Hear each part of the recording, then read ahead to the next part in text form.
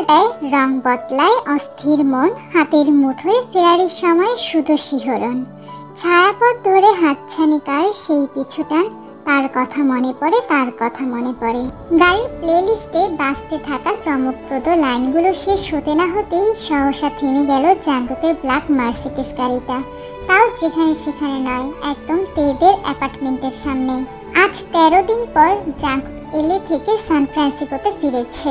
Jungkook ফিরেই airport থেকে সোজা তেকে নিয়ে যাওয়ার উদ্দেশ্যে এখানে এসেছে। জাঙ্কুকের সাথে সুগাও এসেছে, কারণ বহুদিন সুগাও জিমিনকে দেখেনি, কথাও হয়নি। নিচ থেকেই সুগা তাকালো 3 তলার কোনার অ্যাপার্টমেন্টের দিকে। ভর সন্ধ্যা বেলাতেও সেখানে নিকোষ কালোর অন্ধকার বিরাজমান। ব্যাপারটা কি?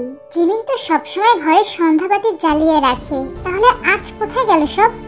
সুগার অযাচিত ভাবনার মাঝে জাঙ্কুকের দ্রুত পাইচারের আওয়াজে সুগা ঘুরে তাকালো। ঠান্ডা হাওয়ার মাঝেও নিজের ওভারকোটটা ছুঁড়ে ফেলে দিয়ে এক হাতে ফোন আর অন্য হাতে সিগারেট নিয়ে ক্রমাগত পাইচারি করে যাচ্ছে জাঙ্কুক। ক্রমশ একই নাম্বারে ডায়াল করতে করতে জল শক্ত হয়ে উঠেছে জাঙ্কুকের। এদিক ওদিক জাঙ্কুক পাইচারি করতে করতে বলে ওঠে, জান আমার, প্লিজ ফোনটা তোল। এই বয়সে তোর জন্য এত পাগলামি করতে আর ভালো লাগে না আমার। অথচ প্রতিটা মিনিট, প্রতিটা সেকেন্ড, প্রতিটা মুহূর্তে চিন্তা দিয়ে পাগল করে ছাড়িস আমাকে। এত নির্দয় কেন তুই? ভাই, এনি প্রবলেম? জিমিনকে কল দাও সুগা, আমার বদমাস বউটা ফোন তুলছে না। জিমিন তো সকাল থেকে ফোন তুলছে না ভাই, আমি ল্যান্ডলাইনেও ফোন দিয়ে যাচ্ছি, ফোন অফ। সুগা, কুইকলি উপরে যাও, ভেতরে কে আছে না আছে, কে কি করছে, কে কি বলছে, কিচ্ছু দেখা দরকার নেই। সোজা গিয়ে তেকে টানতে টানতে নিচে নিয়ে এসো। সাথে সাথেই সুগা চলে যেতেই জাঙ্কুক গাড়ির টিকিটে হেলান দিয়ে চোখ দুটো বন্ধ করে নেয়। জাঙ্কুক জানে তে বাসায় নেই, থাকলে ঠিকই টের পেত জাঙ্কুকের হৃদয়। প্রচন্ড যন্ত্রণায় মাথা ফেটে যাচ্ছে জাঙ্কুকের। একটা মেয়ের জন্য আর কত? আগে তাও শারীরিক মানসিক দুটো দিক থেকে দূরত্ব ছিল, ভালোবাসাটা একতরফা ছিল, কিন্তু এখন সবটা যে পাওয়া হয়ে গিয়েছে। এই শরীরের প্রতিটা খাঁজে খাঁজে জাঙ্কুকের তীব্র ভালোবাসার স্পর্শ জড়ানো, সেই সাথে হৃদয় উপচানো মায়া তো আছেই। এখন কি করবে জাঙ্কুক? পেয়ে হারানোর ব্যথাটা যে বড্ড যন্ত্রণাদায়ক, তে কি তা বোঝে না? আই সোয়ার তে, তোকে খুঁজে পেলে আমি যে তোর কি হাল করব সেটা আমি নিজেও জানি না। ফোন স্ক্রিনে জাঙ্কুকের রাগি রাগি চেহারাটার সাথে গুটি গুটি ইংলিশ অক্ষরে লেখা ব্রিটিশ হিটলার নামটা ভাসছে। জাঙ্কুকের কল দেখে জিহব একটা শুকনো ঢোক দিলে মনে মনে বলল, এবার কি করব? কি উত্তর দেব? কলটা কেটে দেব? কিন্তু কল না ধরলে তো আরেক বিপদ, হিটলারের বাচ্চা সোজা এসে কেলিয়ে যাবে। জিহব ভয়ে ভয়ে ফোনটা রিসিভ করতে কোনো রকম ফুসরত না দিয়েই ওপাশ থেকে জাঙ্কুক চেঁচিয়ে উঠল, জিহবের বাচ্চা মারতে কই? জানতাম, যত দোষ জিহব ঘোষ। জিহব উত্তর দে, ইউনোকে আমি বলে যাইনি এর দিকে খেয়াল রাখতে? কোথায় ওই হতচ্ছাড়াটা? তেকে খুঁজে না পেলে আমি কিন্তু সানাকে নিজে দাঁড়িয়ে থেকে অন্যত্র বিয়ে দেব, কথাটা বলে দিস ওকে। তেজে নেই সেটা আরো 2 দিন আগে জেনেছি আমরা। পরে উপান্তর না পেয়ে ইউনো তের বোন জিমিনের ফোন নাম্বার জোগাড় করে লোকেশন ট্র্যাক করার চেষ্টা করেছিল, কিন্তু কাজ হয়নি, ফোনটা বন্ধ। লাস্ট লোকেশন ওদের অ্যাপার্টমেন্ট। হাদারাম, তাহলে আগে কেন জানাসনি আমাকে? এতদিন পর আমি কোথায় খুঁজবো থেকে? তুই রেগে যাবি, দুশ্চিন্তা করবি, তাই সাহসে কুলোয়নি। তো এখন আমি কি ঠিক আছি? তোর কি মনে হয়? জিহব জবাব দিল না। জাঙ্কুক এবার শান্ত কণ্ঠে জিহবকে শুধালো, ইউনো কোথায়? ফোন কেন তুলছে না ও? তোর ভয়ে ফোন বন্ধ করে কোথায় যেন ঘাপটি মেরে বসে আছে, মেবি সানার বাসায়। স্টুপিড। কথাটা বলেই জাঙ্কুক ফোনটা কেটে দেয়। যাক, এই যাত্রায় বেঁচে গেলাম তবে। কিন্তু তে কোথায় যেতে পারে? সন্ধ্যা রাতে যা ভেবেছিল জাঙ্কুক তাই হয়েছে। শুধু তে কেন, তের একটা চিহ্ন পর্যন্ত নেই জাঙ্কুকের জন্য। এই ব্যাপারটা জাঙ্কুকের ভেতরটা জ্বালিয়ে পুড়িয়ে শেষ করে দিচ্ছে। অতিরিক্ত মানসিক চাপে নিজের অজান্তে বারবার হাতের পিঠ দিয়ে নাক ঘষে যাচ্ছে সে সন্ধ্যা থেকে। জাঙ্কুক যখন বাইকে হেলান দিয়ে স্মোক করতে করতে তের কথা ভাবছিল, তখনই হুড়মুড়িয়ে ছুটে আসে সুগা। ভাই, আপনার ফোন কোথায়? ফেলে দিয়েছি। কোথায় ফেললেন? জাঙ্কুক চোখ দিয়ে ইশারা করলো পাহাড়ের ঢালে। সুগা সেদিকে তাকিয়ে একটা দীর্ঘ নিঃশ্বাস ছেড়ে বলল, খোঁজ নিয়েছি ভাই, তেরা সান ফ্রান্সিসকোর কোথাও নেই। শুধু সান ফ্রান্সিসকো না, পুরো ইউএসএ তে যে নেই সেটা আমি খুব ভালো করেই জানি। যদি থাকতো তাহলে ওর লোকেশন ট্র্যাক করা যেত। অন্য কোনো ইনফরমেশন থাকলে বলো। তের মা অর্থাৎ জিন ম্যাডামকে যে ডক্টর দেখছিলেন তার চেম্বারে গিয়েছিলাম। কি বললেন উনি? উনি বললেন বেশ কিছুদিন ধরেই নাকি জিন ম্যাম ওনার চিকিৎসাপত্রে সবকিছু গোছাচ্ছিলেন, এমনকি তার কাছ থেকে অনুমতি চেয়ে জানিয়েছিলেন কোনোভাবে এখন দেশে ফিরতে পারবে কিনা। এবার সবকিছু ক্লিয়ার সুগা।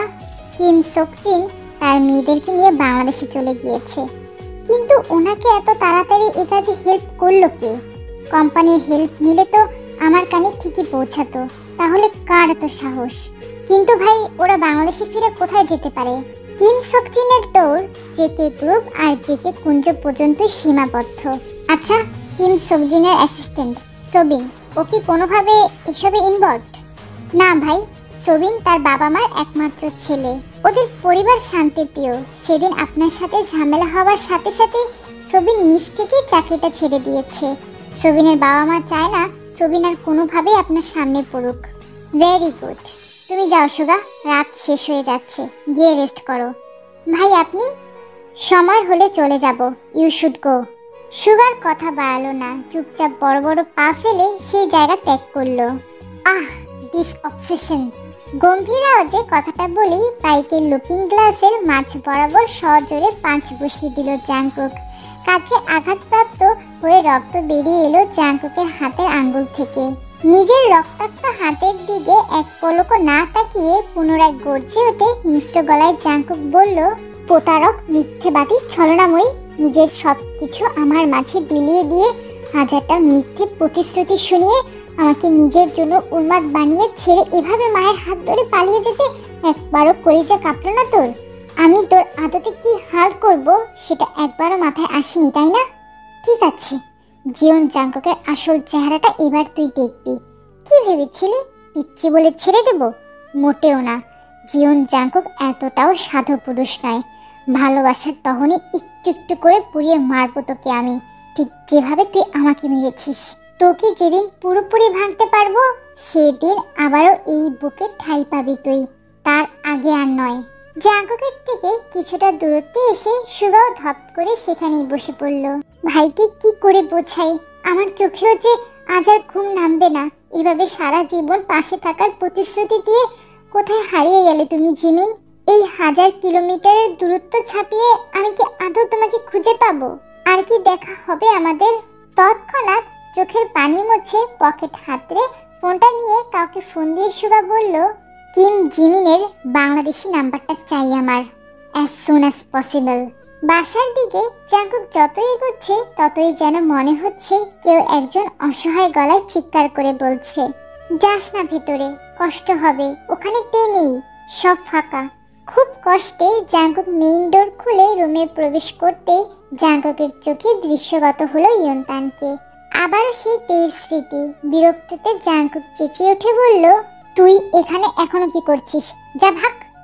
অবুঝ প্রাণী কি বুঝলো কে জানে, তখনই ইয়ন্তান অন্যদিকে হাঁটা দিলে তৎক্ষণাৎ জাংকুক হাঁটু ভেঙে থাপ করে মেঝেতে বসে পড়ল। অতঃপর কাতর কণ্ঠে বলে উঠল, যাস না ইয়ন্তান। ইয়ন্তান গেল না, সেখানে লেজ গুটিয়ে বসে পড়ল। তখনই জাংকুক সেদিকে এক নজর পরখ করে মৃদু হেসে আবার নাকের ডগায় আঙ্গুল ছোঁয়াতে বুঝতে পারল জাংকুকের নোজ ব্লিডিং হচ্ছে। জাংকুক ঝাপসা চোখে আঙুলের দিকে তাকিয়ে বিড়বিড়িয়ে বলল, অ্যাগেইন দিস প্যানিক অ্যাটাক, বিরক্তিকর। পাহাড়ের ঢাল থেকে কুড়িয়ে আধ ভাঙা ফোনটা নিয়ে ফ্রেন্ডস গ্রুপে একটা মেসেজ করলো জাংকুক। অতঃপর তের সেই ব্ল্যাক হার্ট ইমোজি দেওয়া সেভ করা নম্বরে মেসেজ অপশনে গিয়ে কাপা কাপা হাতে জাংকুক টাইপ করলো, আবারও আমাকে একা করে কোথায় চলে গেলি হার্টবিট? তোকে ছাড়া আমি ঠিক নেই, মোটেও ঠিক নেই। তুই ঠিক আছিস তো জান? আচ্ছা, তে আদৌ ঠিক আছে তো? মাঝরাতে বিশাল কক্ষের লাগোয়া কাঠের দরজায় তীব্র করাঘাতের জন্য ঝনঝন শব্দে যেন পুরো অন্দরমহল কেঁপে উঠেছে জেকে কুঞ্জের। সর্বশক্তি দিয়ে দরজা ধাক্কাতে ধাক্কাতে তে ভেঙে ফেলেছে হাতের সবগুলো চুড়ি। তের এমন গগন কাঁপানো হৃদয় বিদারক এক একটা চিৎকারে কম্পিত হয়ে উঠছে জিমিনের শরীর। তে বোন আমার, একটু শান্ত হ। আমি মামির কাছ থেকে চাবি এনে তোর রুমের দরজা খুলে দিচ্ছি, তবুও তুই এভাবে কাঁদিস না দয়া করে। আপারে, জিয়ন জাঙ্কুককে ছাড়া আমি মরে যাব, তুই দয়া করে আমাকে তার কাছে যেতে দে। আর কোনোদিন তোদের এই অপয়ামুখ দেখতে হবে না, তবু তাকে ছাড়া আমি বাঁচবো না। জিমি শুধু মনে মনে ভাবছে, যে জাঙ্কুক ভাইয়াকে তের দিকে কোনোদিন ঠিকমতো তাকাতেও দেখলাম না, তার জন্য তে এমন পাগলামি করছে। কি করে সম্ভব এটা? একটু আধটু ভালোবাসায় কি এতটা পাগলামি করা সম্ভব? মোটেই না। তার মানে কি জাঙ্কুক ভাইয়ের ভালোবাসাটা ইন্ডিভিজুয়াল, যার জন্য রয়েছে, সে ঠিকই গভীরতা টের পেয়েছে এই ভালোবাসার। আপা, ওই আপা, দে না যেতে, মরে যাব তো।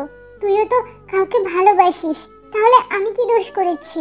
তের আহাজারিতে এবার জিমিনের চোখের পাতা ভরে উঠল পানিতে। তের জন্য খুব কষ্ট হচ্ছে। ছোট বোনটার এমন দুর্বিষহ অবস্থা জিমিন আর সহ্য করতে পারছে না। কি করে যাবি তুই জাঙ্কুক ভাইয়ের কাছে? তুই কি ভুলে গিয়েছিস আমরা যে বাংলাদেশে চলে এসেছি? তাহলে কেন নিয়ে এলি আমাকে তোরা? তোদের কি মনে হয় ওনাকে ছাড়া আমি ভালো থাকবো? মোটেও না। জিয়ন জাঙ্কুককে ছাড়া আমি পাগল হয়ে যাব। শুনেছিস তুই? তোর মামি আর মাকে কথাটা বলে দে। আমার স্বামী একবার ফিরে এলে প্রত্যেককে জেকে কুঞ্জ থেকে হটিয়ে ছাড়বে, তবু আমাকে ছাড়বে না। এটা কি ধরনের আচরণ জিমি?